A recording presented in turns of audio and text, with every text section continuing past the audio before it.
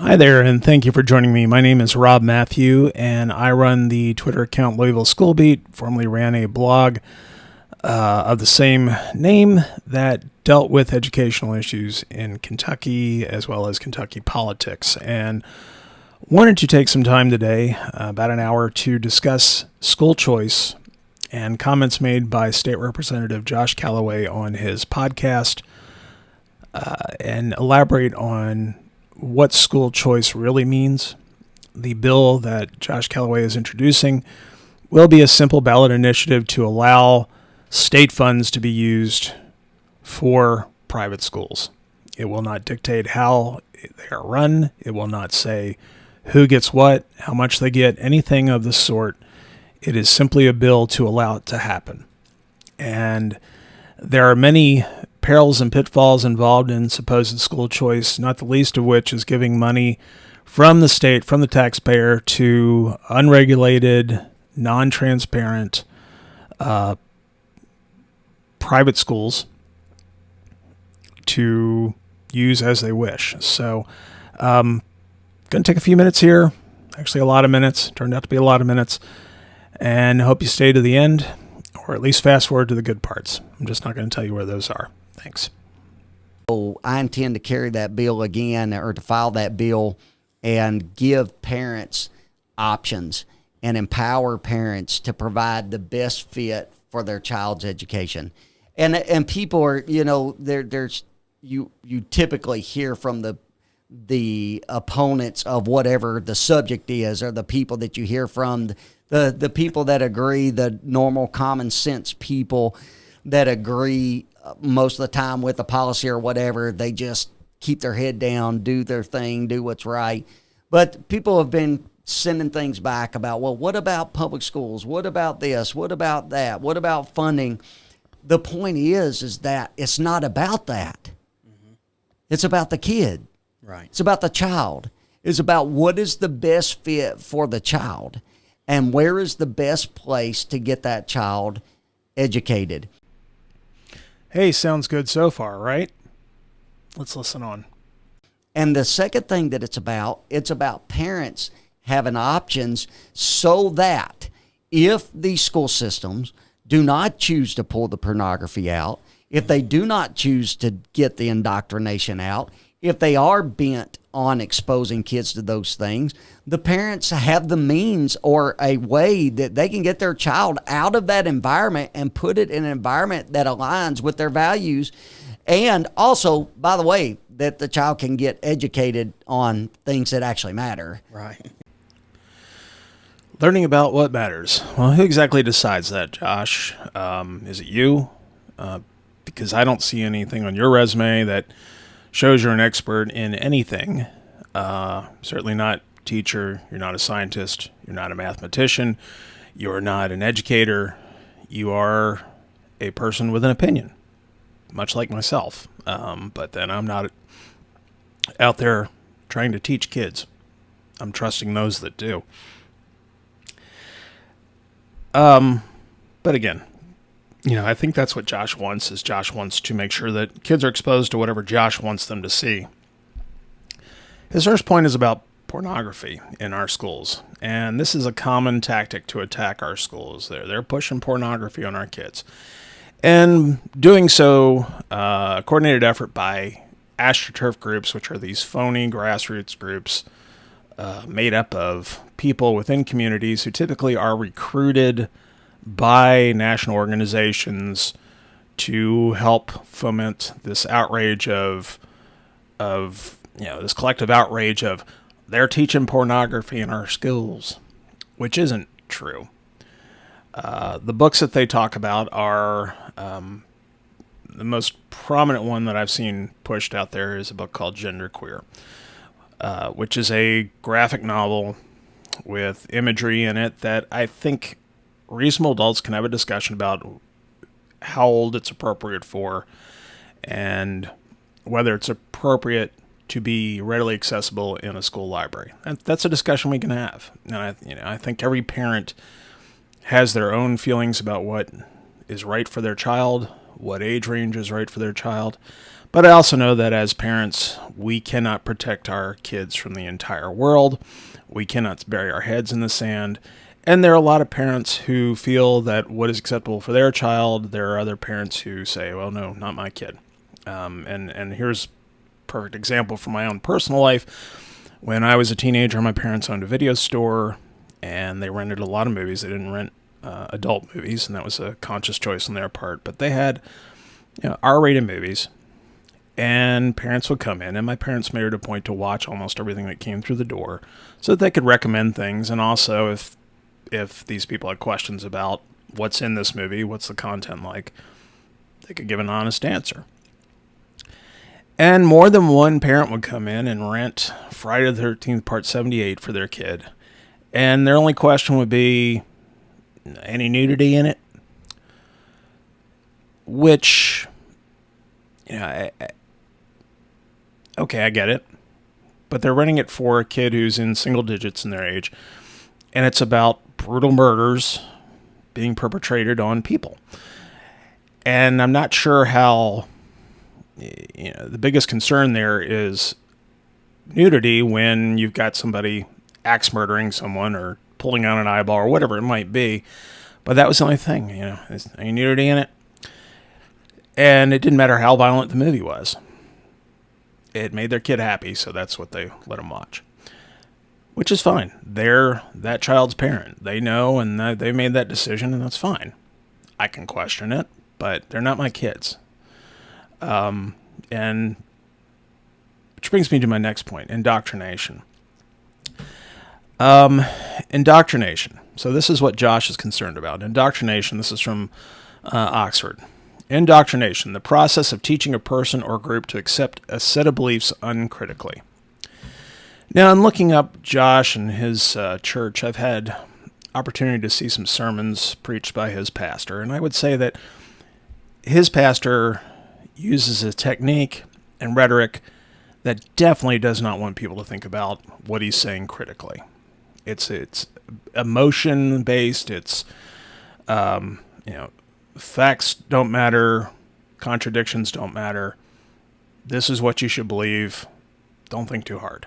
And I think that's what Josh is really afraid of. He's not afraid of indoctrination. He's afraid that the indoctrination that he is trying to place upon his kids, and I'm not talking about values, I'm not talking about faith, I'm talking about the actual ability to discern between right or wrong, to ask questions of what you see, to have critical thinking skills and say, this doesn't make sense to me. And Josh is big about talking about common sense, but there's a lot of stuff that doesn't make sense in what he says. That those are the things that are the opposite of indoctrination. Thinking and reacting and digging deeper into to learn. That's not indoctrination. And as many teachers have said, if I could indoctrinate my kids, don't you think I'd be indoctrinating them in behaving in class, not talking in class, learning the actual lessons that are in front of them, doing their homework on time, turning it in on time? These are things, teachers have a very busy day with a lot of kids, and they have a hard enough time to just doing their job that they don't have time to become I guess they feel like they're cult leaders because they have these methods of teaching children that may question what their own parents have said, which is natural. I didn't grow up believing every single thing that came out of my parents' mouth was the God's honest truth. I questioned things. Some things I learned were true. Some things I learned weren't.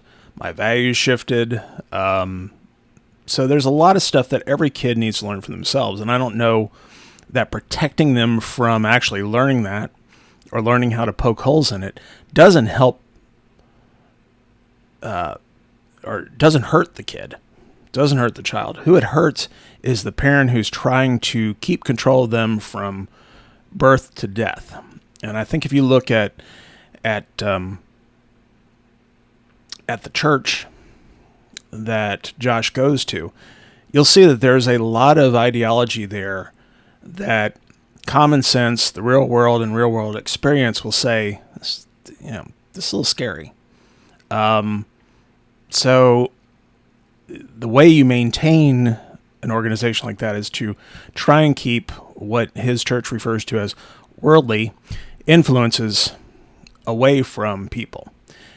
Worldly becomes very huge, and if worldly extends to every book, is that ultimately what Josh wants? Is every book pornography? Is every book not approved by his church going to be something that should be taken away from our kids? Should a Stephen King novel in the hands of a teenager be considered something that we should tear down our libraries for? I don't think it should. I've been reading since I was 3. I read probably 30, 40, 50 books a year of all different types. That's how I've learned things. I read magazines. I read articles. My teachers and my parents and my reading and my experience in my college life all prepared me to be a better, more well-rounded person. I hope. But I'm still learning. And I think that's what we should be instilling. That's what our teachers are trying to instill, is not just teach the basics, but also a love of learning and a love of exploration and a love to know more so you can be better. That's not indoctrination. That's just simply education. And that is what Josh is afraid of. So, and that's what we have seen with the numbers that have come out just consistently.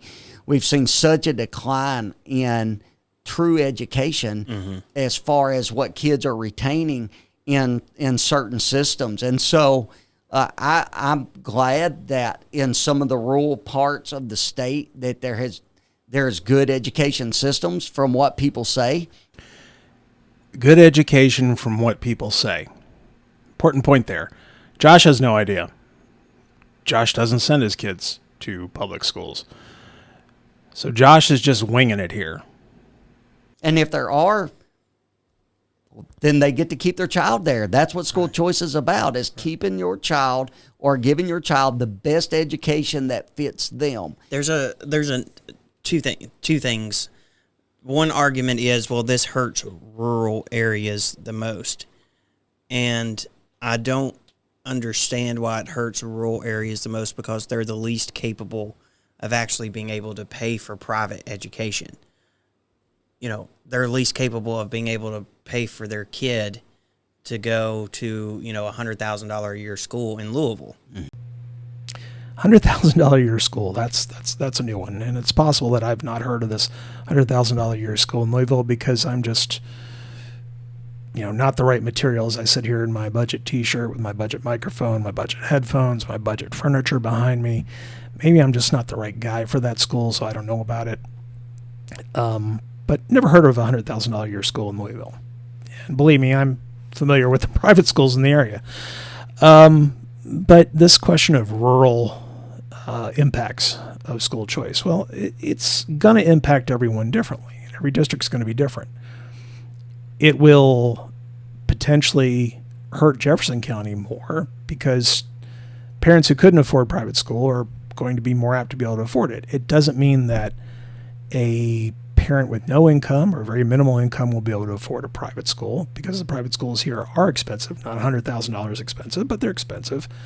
So if the voucher or whatever program comes in is $5,000 a year, let's say, and that tuition for that school is $7,000 or $15,000, well, that's a big gap. And that gap and the importance of that gap to you depends a lot on your income. If you're a middle-class person, $2,000, let's say it's $7,000 a year for tuition, you have $5,000, that $2,000 is not a big gap. If you're struggling to make ends meet, that $2,000 is a huge divide and could be the difference between you sending your kid to that school. Not only that, our private schools control their admissions. So they don't have to let anybody in they don't want to let in, and they can set standards to kick kids out that they don't feel are living up to their spiritual or their academic or their behavioral guidelines, and they can be kind of arbitrary in those. I've seen it, witnessed it with my own eyes. I've seen, we have friends that private school, 2 different kids, same offense. The kid whose parent was connected and a big donor, they got to stay. The kid who wasn't, see ya. So there's a lot of factors in here that impact education. And if we're bringing money in to pay for these schools that'll undoubtedly crop up, especially if we don't have standards and we don't have transparency and we don't have a lot of things that these schools will be required to meet that are the same as our public schools, then we're going to see a lot of corruption. And we're going to see some noble attempts that fail and kids that are left in a lurch. And we're also going to see in rural districts where the average population might be the size of a Jefferson County school, if you siphon 100 kids out of a district with, 2,000, that can have serious impacts if that school closes and kids have to move back to public school. Maybe teachers that you didn't need, you've gotten rid of, and now you got to hire more, or you've got programs that have disappeared or assistance that's disappeared. So there's a lot of unknowns here that are going to impact rural and urban districts alike. So it's not just rural districts, but everybody can suffer here. And if you believe, and I don't believe, that rural districts and churches like Josh's and Aaron's are not going to be clamoring for this money if it ever opens up, you'll see.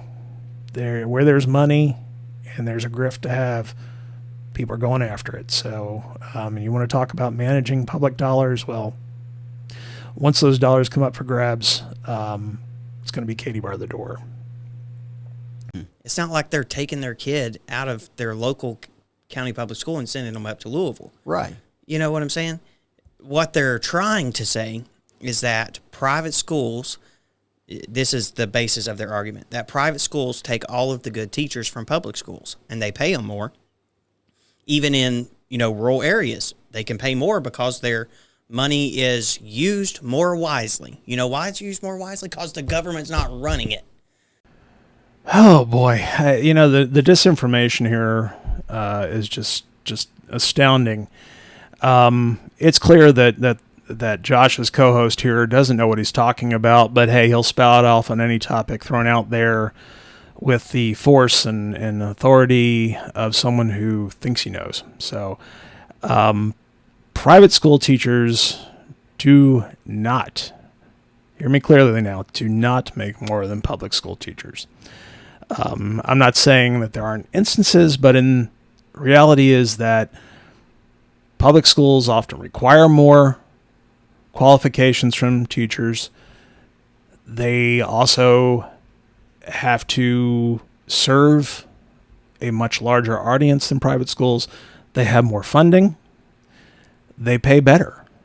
And they typically provide more benefits, better retirement, better insurance, things like that private schools don't have. So this is just simply nonsense. It's not a factor in why there's a problem with school choice in rural areas, other than these schools that may get created to take advantage of this public funding probably are not going to set high standards for teachers and probably aren't going to pay teachers a lot. So it better be a calling for those teachers, or you're probably not going to get the quality of teaching you're going to find in a public school.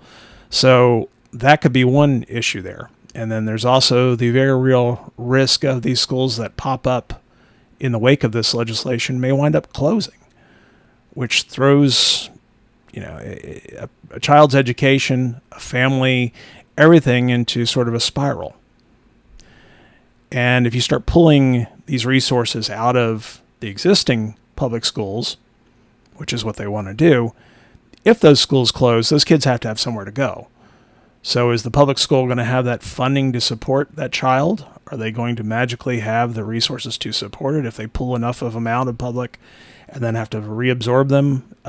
It's a very real concern and issue, especially in these smaller districts where losing 50 kids could mean you've lost, a tenth of your population or whatever. It's very complex, and these are not the gentlemen to be discussing this issue because it's clear they've done no research, have no intention to do so. They have a thought, they have an ideology, and that's all that matters. Just spout off what you want because that's the truth in their head. The government does not pay the teachers what it could pay them if they simply could manage money, but they cannot. The government is in. That's why your legislature and y'all's, caucus and all this has focused on getting as much money as possible out of the government's hands to spend and trimming it down and making sure that everything's still paid, all this stuff, but allowing people to make their own decisions about stuff. It's also about parents having their rightful agency over their children. They get to determine where their kids go to school, and the government doesn't. Let me tell you something. The government can't even pay its bills. We're talking about the national government. Yeah. The federal government can't even pay its bills. It's so far behind they have to raise the debt ceiling like every 3 to 6 months. Yeah. Sometimes once a year if they raise it several $1 trillion. Oh, we don't have to do it till next year, hopefully. They can't even pay their bills. How do they know where your kids need to go to school? And I tell you, Josh has picked the world's best co-host here because this man doesn't know what he's talking about, but good Lord, does Aaron Wells love to say it. The government can't pay its bills. Well, the government is paying its bills. If they don't pay the bills, they default. That's the whole reason for this arbitrary debt ceiling. We don't raise it, we default. And we have this conversation every year, which typically is driven through political maneuvering. And it's kind of meaningless because nobody wants to default. It's this arbitrary barrier that we all use to negotiate what we want in spending bills, and comes up every year, as he said. But it's not about paying the bills. It's that if we don't raise it, we can't pay the bills. So bills are getting paid, and we can argue all we want about whether this is wise government, but I think it might help Josh and Aaron here to take a look at how the deficit has grown and what parties have helped grow that deficit. Because, we like to rail against wasteful spending, but when it benefits certain people, it suddenly isn't wasteful. So I would say that spending money on school systems and private schools where we have very little insight or direction into how they're spending the money, what it's going toward, if it's actually servicing education, is far less intelligent than using the resources of our government in a hopefully transparent environment where we can legislate and review what goes on. That's a much better spending of our money than these willy-nilly systems that'll pop up. And if they close, then we've spent all that money on something that doesn't exist anymore and throws people into a lurch. That's not a wise way to spend money. It's going to benefit some people. It's wise for them. But as a society, not a great way to spend the money on education. They can't even define, the Supreme Court justice can't even define what a woman is. How do they know what's best for your daughter? Yeah. Yeah. I'm sorry, but clearly Aaron and Josh know what's best for our daughters. In fact, let me play you a little clip from their church and Pastor Dale Massengale talking about women and their role. You do anything to keep your husband, to keep his heart. The Bible said in Proverbs 31:11, the heart of her husband does safely trust in her, so that he shall have no need of spoil. Do you have his heart today? That's something you got to keep, or you know what will happen? You'll lose it. Back years ago when I'd preach about this, amen, I'd tell Miss Brenda, I'd say, Miss Brenda, you need to go out there in that dog pen and stare at them coon hounds and see what they got that you ain't got. Remember them days? Brother Wells coon hunting every night. I'm going to tell you, if you don't, you listen to me, if you don't keep his heart, there'll be a hobby, there'll be a sideline job, there'll be something that'll snatch it away. If you don't keep it, you'll lose it. Amen. And we have this, I've seen this happen I don't know how many times. A young lady's going to get married and she's all decked out. Every time she comes to church, she goes on a diet so she can have nice looking pictures, I guess, for the wedding. And then after all that happens and the I do's and all the commitments are made, things go to pot. And what you did to win his heart, what you did to attract his eye, what you did, amen, to catch his attention and draw him in has vanished away somewhere in life. But you got to keep his heart. Amen. You can. You know that, and this is not male chauvinistic, it's just Bible preaching. The heart of her husband to safely trust in her. What do you do through the course of a day with the thoughts of your heart, the heart of your husband in mind? What are you preparing through the day? What are you manipulating in your home and in your life, amen, for the purpose of making sure that the heart of your husband does safely trust in you? So let's remember that question from Aaron earlier. How do they know what's best for your daughter? Well, I can tell you what's best for my daughter, in my opinion, and it has nothing to do with that disgusting tirade that Reverend Massengale exposed his church to. I do not believe that the role of my daughter is to look pretty for her man and make sure that she looks pretty every day for him, any more than I feel like that's my wife's role. It's not. They are separate human beings. They are there to live their own lives, and relationships are not built on some sort of pressure from this guy on women saying, hey, why don't you make your life easier for your man and be what we want you to be, and then hold that thread of this is, Proverbs 31, which is honestly was new to me, from Daniel Cameron. I guess that's what you want your wife to be, as a Proverbs 31 woman. Well, maybe that works for him. Maybe that works for Josh. Maybe that works for Aaron. Maybe that works for Daniel Cameron. Maybe that works for everybody who supports them.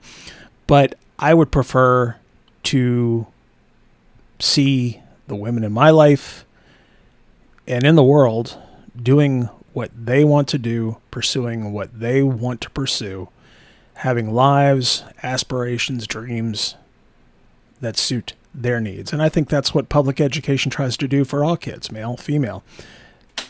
So I just, what's best for my daughter? It sure as hell isn't what I just witnessed there.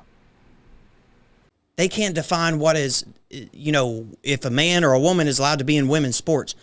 How in the world do they know what's best for your child's education? On top of that, in Kentucky, they apparently can't teach them to read and write. So why are we going to listen to the people that can't teach our kids to read and write? Why are we going to let them tell us where our kids should go to school? Exactly right. It doesn't make sense. You got to hear this. This was at the NEA, National Education Association. I think I did hear this, unfortunately. This is great. These are the people that are trying to influence policy in regard to education for our kids right here.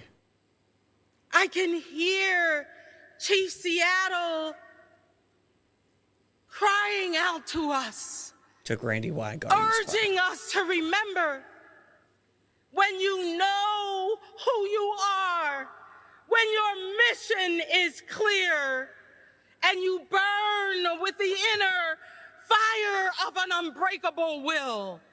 No cold can touch your heart. No deluge can dampen your purpose. And yet, you are the stars in the darkness. Your light will not be dimmed. Your purpose will drive you in a righteous fight for freedom because you know who you are. So the National Education Association is the stars in the darkness. Wait, but they don't know who they are because they don't know if they're a woman or a man or No, because what they were trying to add in to their applications to take away the term woman and replace it with birthing persons. These people that think like that. the medical geniuses of the NEA.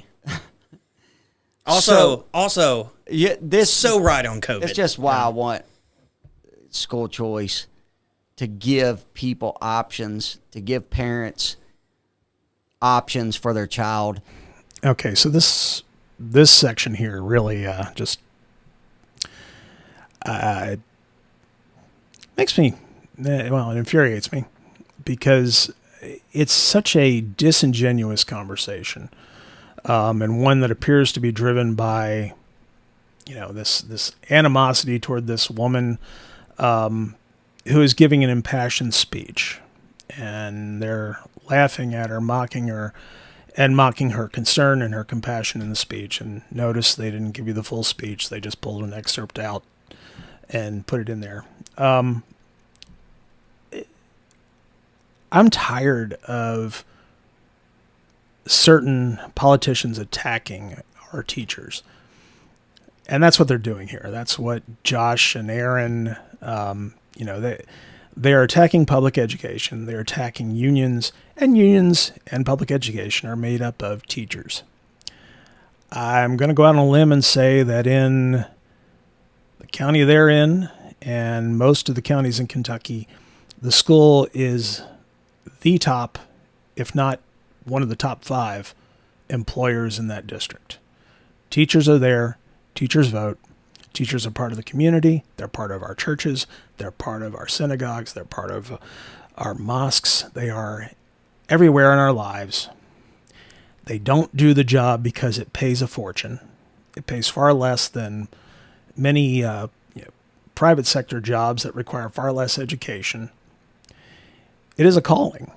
And there are indeed bad teachers out there, just like there are bad preachers and there are bad cops and there are bad doctors and there are bad people in this world. But by and large, the teachers that I've met have been good people, compassionate people who care about their students and want their students to succeed, but also want their students to be happy and healthy and have a good life. And they see a lot of the stuff that Josh and Aaron don't see. They see the poverty. They see the kid whose parents have been murdered. They see the kid who has no parents because they're incarcerated maybe or addicted to drugs. They see the people who live with their grandparents or maybe some other guardian. They see the homeless. They see people whose parents never show up for meetings. They see kids who are from all sorts of socioeconomic places in our communities facing all sorts of hardships. And they have to overcome those. And this nonsense about the medical geniuses referring to COVID and transgender health care, things like that, these two men are not medical professionals. I don't know that either one of them has any degree of any sort or expertise in anything except spouting off. Every major health organization in Frankfurt that discussed transgender health care provided an opinion that it was necessary and essential. These are not some idiot who just has an opinion. They're not some liberal organization. They're an organization, a professional organization of doctors. The NEA, JCTA, KEA, all of our unions, one of them escapes me right now, is at Kentucky 120. They consist of professionals, professional teachers who, like it or not, encounter students who are gay, who are questioning, who are queer, who are transgender, who are black, who are white, who are Muslim, who are Baptist, who are Catholic, who are Jewish, who are poor, wealthy, smart, not so smart, facing learning difficulties. They have to take everyone, and they have to treat them all with compassion and kindness and help educate them. I grew up in a Catholic church, Christian church. Catholics are Christians. I know there are some people who don't believe that, but trust me, we are. The message that I heard from Jesus was not that we should continuously attack people who are different than us or mock them or treat them differently out of fear. And so when I look at Josh and I look at Aaron, I'm thinking, you are people representing your church. You are representing, for lack of a better word, you're representing Jesus. And this is how you talk. This is how you treat people. This is what you think of some woman you've never met. And you think the worst of them. You think the worst of Andy Bashir for trying to help people stay healthy and alive during COVID. For teachers who busted their behind trying to prepare alternate lesson plans and learn new ways of teaching when schools were closed. Yeah, they weren't sitting back and having a vacation because schools were closed. They were having difficulty, the same difficulties, because they also had kids of their own. They also had lives of their own. Things were disrupted for everyone. And instead of working together, which in my mind is what a church should help do, is let's help us all work together for a better community. Churches like Josh's and politicians like Josh decided it was a good place to start trying to divide us and attack. And I just don't understand that. It angers me. It angers me to the core. We used to be a country that supported our teachers, supported our public educators, thought public schools were a good idea. And now we have a subset of people like Josh who use it as a political talking point, ignoring the good done in the community, ignoring the hard work done by those people, ignoring the fact that they are looking out for people who are different, who don't worship, look, act, love the same way that Josh may or Aaron may. They want to just trash them. And I'm sorry, but that's just wrong. And, it has nothing to do with school choice. It's a totally separate issue. It's a way of selling school choice, and it's wrong. It's despicable in my opinion. And I will never stand for it. So. And you know what? People try to say that this is just about rich families so that rich people can be able to have their kids' education paid for. But I'm going to tell you something. It has been proved over and over again. Just look at what has happened in West Virginia, one of the poorest states in the United States of America, one of the most rural states in the United States of America. And people have been elated with the opportunity with a special needs child to actually get their child into a school that specializes on special needs. Right. They have been elated with that opportunity. It withstood their Supreme Court challenge that it had. I wish Kentucky's would have. It didn't. So we've got to have a constitutional amendment in order to make it happen. And I plan to file it, plan for us to pass it this session. It'll go on the 2024 November ballot, and people will be able to vote in favor of this. And from what the polling is showing, and I'm sure that there's going to be an attack and there's going to be disinformation that we're going to have to fight through, but it's showing, whether it's Republicans, Democrats, or independents, that people are behind this. After COVID, I think a lot of people are just fed up with what is going on in a lot of the systems. Yep. And that's on them. Yep. And somebody said, well, we'll lose X amount of our student population. Is your school that bad? Like, you really have that little faith in your system that people are just going to pull their child out? Why would they pull their child out? Yeah. The only reason that they would is if they believed that they could get a better education for their child somewhere else. And so it's going to produce that competition. It's going to push people to step up. And I think it's a great thing. I really believe it is. And I think it'll hold school boards and superintendents and all those people accountable for their actions and the performance of their schools.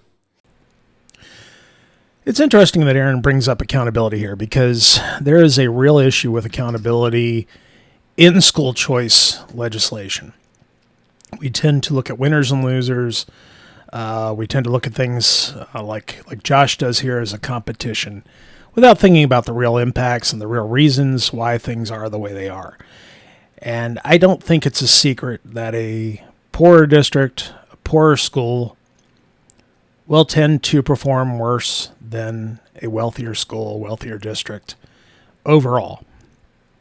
And I think we can see that in Jefferson County, with where we do have school choice. I know people don't like to say we do, but we do. Where you have winners and you have losers, at least from an accountability standpoint, from a test score standpoint.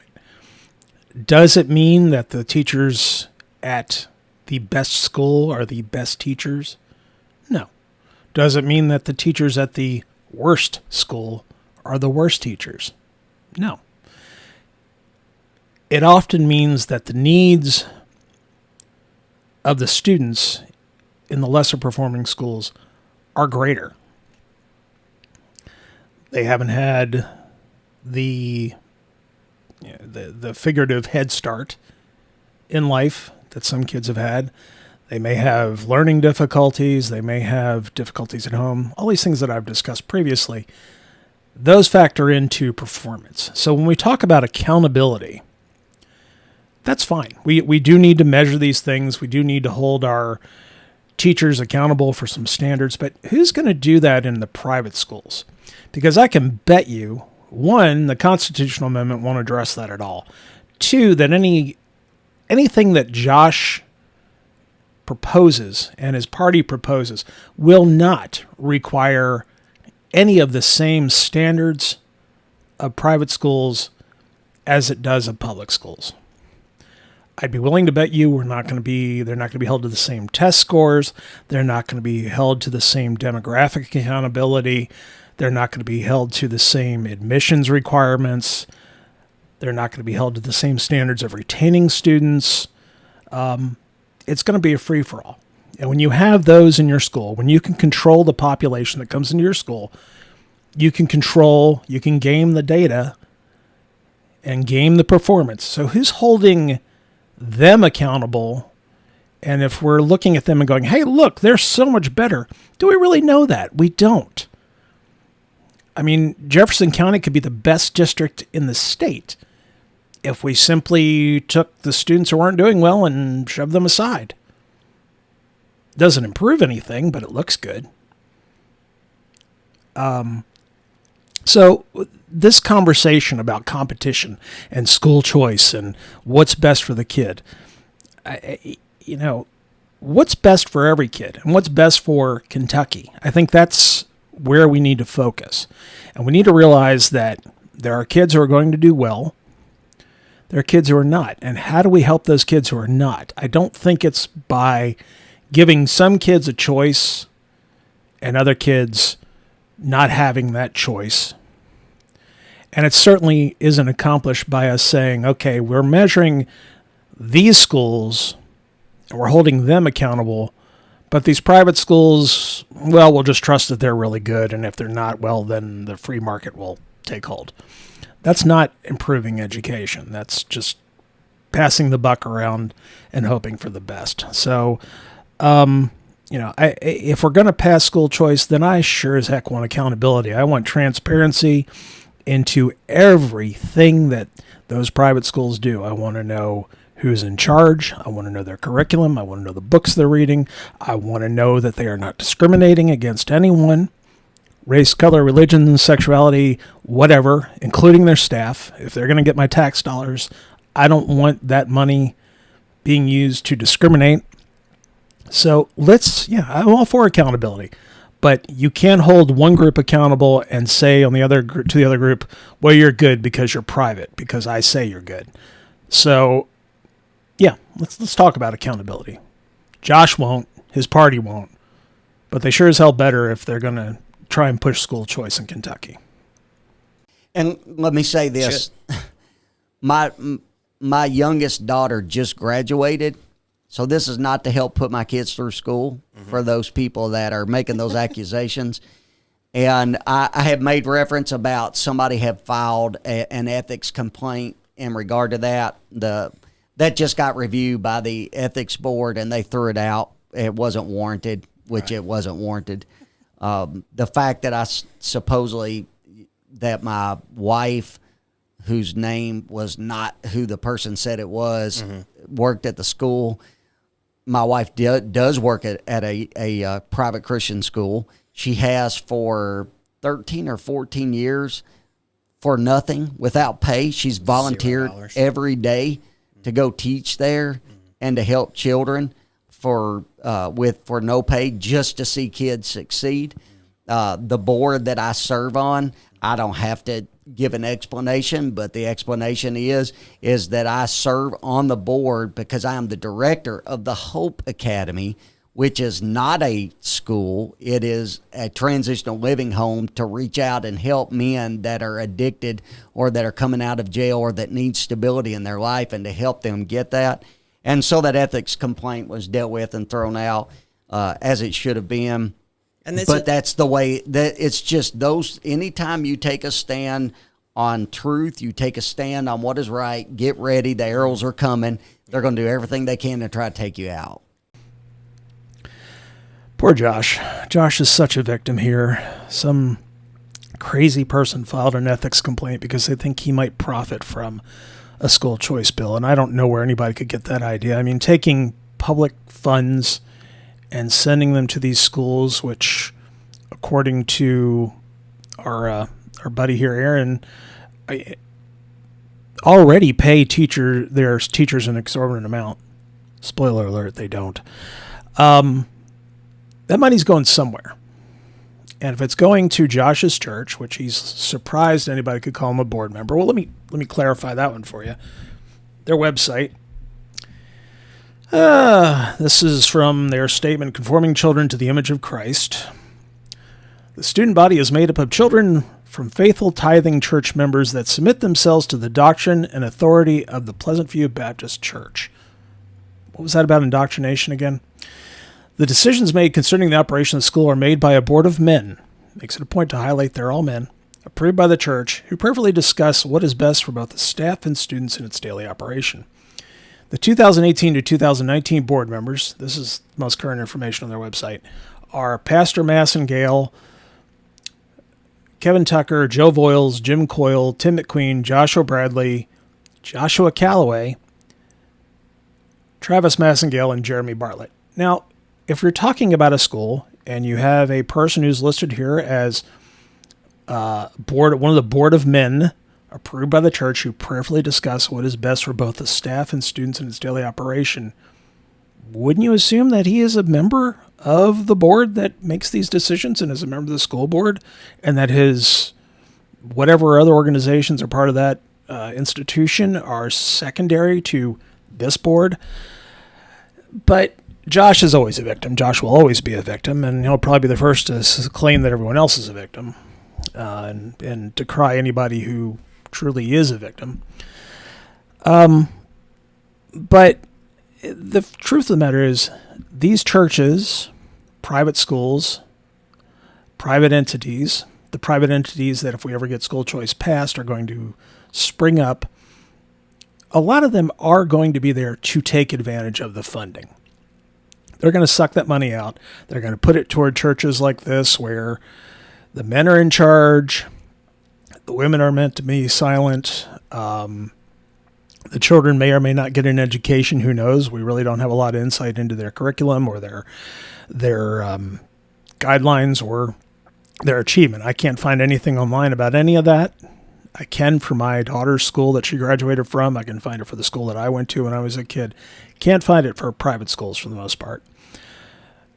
But they want the money. So maybe Josh doesn't profit from this. Probably doesn't. I don't know that there's a lot of money in this, but there is some money that will be diverted from tax funds to these institutions that may or may not be providing an adequate education. The funding may or may not be used for actual educational programs, We have to take them at their word that it will. So that's a very real fear here. So if Josh is really upset that people might wonder what he has to gain in this, the truth is that he does have something to gain. He has an ideology, a very personal ideology, in my opinion, indoctrinated into him, that he wants to protect. He does not want his kids exposed to anything that may make them think differently than him, which is fine. But I don't think that I, as a taxpayer, or anyone else as a taxpayer, should be paying for someone else's religious school, for someone else's non-transparent school, for a school that's not held to the same accountability standards as public schools, that doesn't have the same oversight as public schools, that doesn't have the same elected officials as public schools, that doesn't have the same qualifications for teachers, the same standards, the same anything. And there's nothing in, I went back and read his bill, there's nothing in Josh's bill that establishes any of these standards. We have to leave it up to the people in Frankfurt to do that. And, they've spent 3 years saying that, 2 or 3 years saying that transgender kids are the most pressing issue in Kentucky. Do I really think they're going to get education right, or that they're going to get a school choice bill right that actually benefits anyone but middle class and wealthy people and the entities that create these institutions? No, I don't. It's just not in them. I don't think Josh cares. Josh didn't care about my daughter's education. Josh doesn't think my daughter should be educated.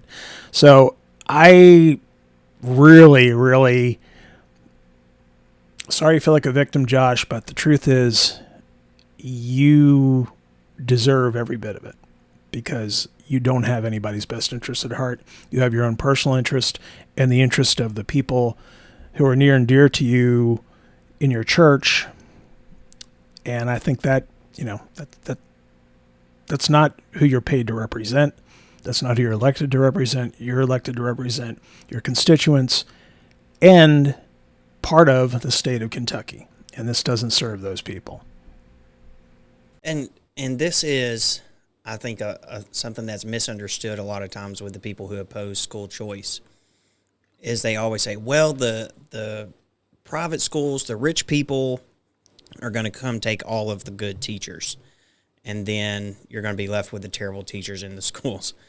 First of all, I mean, why would we want the terrible teachers in the schools anyway? First of all. Second, I mean, are they literally just putting bodies in there? And I think if you watch that NEA thing, if you showed that speech or whatever that was that woman was given throughout like 6,000 years of human history and said, "Hey, what do you think's going on here?" They'd tell you it's a religious service, because that's what it looks like. Yeah.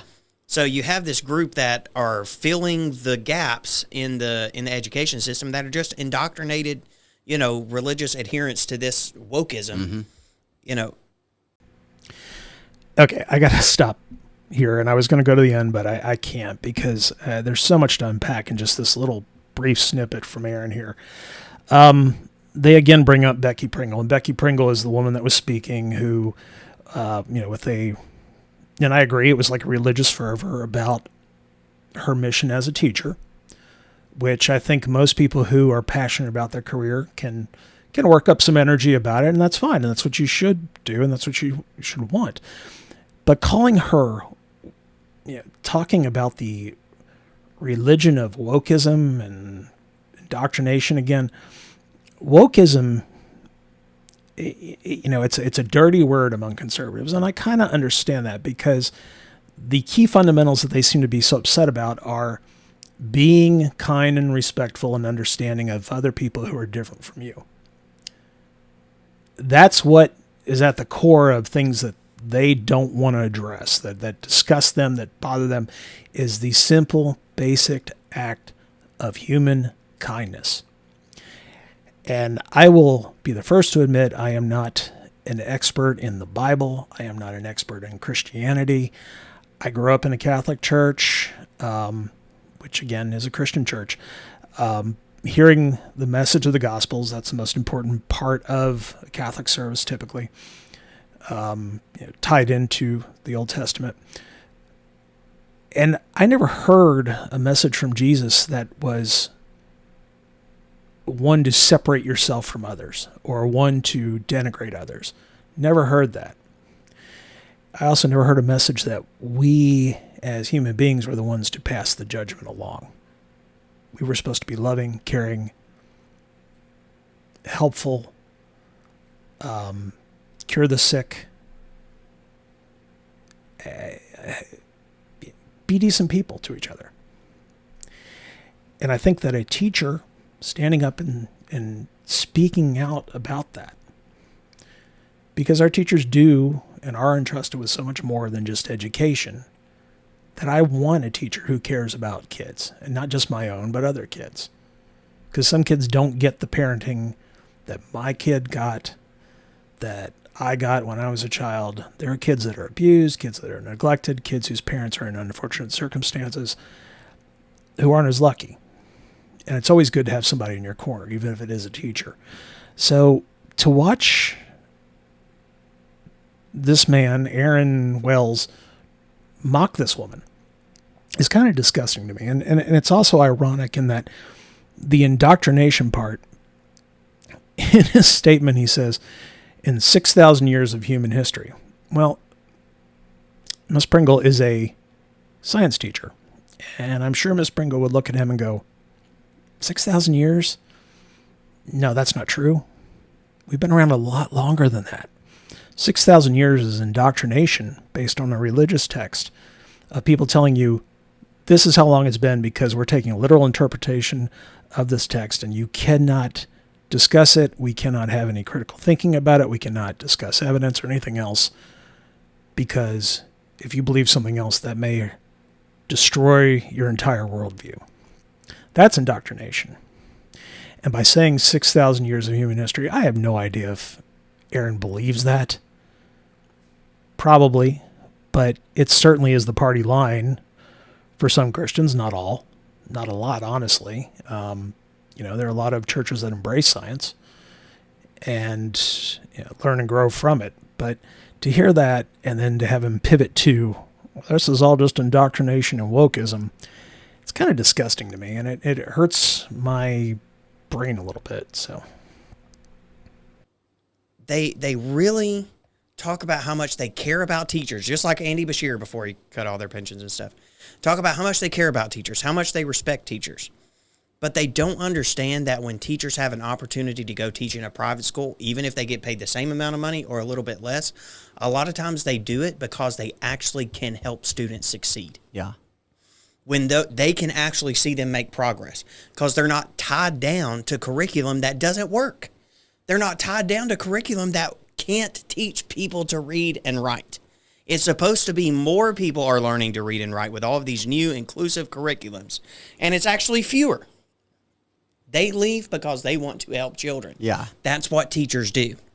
Now, of course, you have all the pride flag flying, new rainbow Nazis in there right now. A lot of them in there that have replaced all the good teachers who had to leave because their pensions were getting cut by the super compassionate Andy Bashir. But the ones that really care about students, they want to see them succeed. Yeah. And if they're in an environment where they can't succeed in the public school systems, they are definitely going to go to a school where they can help them succeed. Yeah. Money always helps, and the government could do better about that. But if superintendents and school boards and the government were interested in finding curriculum and in empowering teachers to help their students, they wouldn't go anywhere. Yeah. And there would be no need for us to do school choice, or file a school choice bill. People could just send their kids to the public school and they would get educated correctly, or homeschool them or send them to a private Christian school. But these bills actually are having to kick open the door so people can do for their kids what's best for them. Yeah. And the thing about it is we have to think through this and we have to fund it properly, but also don't ever forget that those are our dollars. Mm-hmm. It's our taxpayer dollars that we pay in. And so I think sometimes people just lose sight of that. But anyway, the poll came out. It's just growing and growing in support. Mm-hmm. And it seems like the window of opportunity just gets wider and wider since COVID. And so excited about that coming up. Okay, we've reached the end of this podcast from Josh and Aaron, and the end of my talking, and we end on a bang here. And I appreciate you staying with us if you're indeed still here. God love you. But we end with a bang here. And these good Christian men, who I believe have heard the commandment, thou shalt not bear false witness, have made some real doozy statements, but they end with a really good one that Andy Bashir cut pensions. This is not true. It's a falsehood. Andy Bashir did not cut pensions. There was a sewer bill a few years ago passed by the GOP in Frankfurt, signed by a governor by the name of Matt Bevin, who was also Republican and also a supposed good Christian. And teachers came out in force to rally against this. Maybe Aaron and Josh live such an insulated life that they don't remember that or didn't see it, but it happened. And it was driven by the Republican-led legislature. I struggle here because you see them bashing the teaching profession, and then we have Aaron talking about good teachers want to teach. They want to make sure their kids learn, which is true. But then he blames curriculum, which I think in his eyes, curriculum means being kind to students. This idea that we should be more inclusive of students to help them learn, which I don't know why that's a controversial statement. If you feel involved and included in the environment you're in, you're more likely to participate, feel comfortable learning. It shouldn't be. It's not. It's not rocket surgery. But he being Aaron, pivots to this statement, the good teachers are leaving, which some do leave to go to private schools, because honestly, private schools are easier for the most part. Private schools don't have the same student body. They don't have to serve the same student bodies. They don't have to meet all comers no matter what their circumstances. Public schools do, and that's a hard environment to work in. In our cities, which again, these legislators and a lot of these rural districts love to attack us. There are things like violence, gun violence, very real problem. They'll talk about that, but they don't talk about the impact that has on students. Our teachers see that in JCPS. Because of our school choice, we have people who live in one area of the city that come far and wide to different schools. And so all of our teachers get exposed to students who have died from gun violence, whose families have suffered from gun violence, to people who have seen the worst of things. And that's true not just in Louisville, but around the state. Our teachers see everything in society, probably more so than even our police do. And they have to teach every one of them. There's nothing that says, I got to teach the ones who already know how to read and have support. Private schools offer a luxury that public schools don't. And public school teachers, by and large, are compassionate. They are caring. They do care about their profession. In fact, they're mandated by state law to treat kids with respect. They are mandated by state law to not embarrass kids, and to think that it's appropriate for a teacher to reject any child because of sexual orientation, because of who they are. Kids don't check their identities at the door of a school. They are who they are. And so I'm just going to end here with this statement about pride flag flying new rainbow Nazis that Aaron made. Those are the teachers that are supposedly filling in the gaps for all the good teachers that leave. Well, it's an interesting phrase. It's kind of funny on its face. Pride flag flying new rainbow Nazis. Nazis are bad. I guess that's the point he's trying to make here. But Nazis discriminated in the most horrific and heinous of ways. They killed Jews. They killed Catholics. They killed black people. They killed people in the LGBTQ community. Anybody who was different was subject to the most horrific of abuses, including death, sometimes worse. So to call these people who are caring and compassionate Nazis says a lot about Aaron, and for Josh to laugh about it says a lot about Josh Calloway. It's just sick. And I don't know, clearly something in their own upbringing or their own recent experience, I don't know which, has turned these people into people full of hate and scorn for anyone different than them. And I don't quite understand it, but that's what their school choice is all about. They want to avoid having contact with the real world, with real people, with real ideas, with real thoughts, with things that may be different than them. They want to make sure that they can insulate themselves from that world. And that's fine. But don't make me pay for it as a taxpayer. Thank you for listening. Have a good day.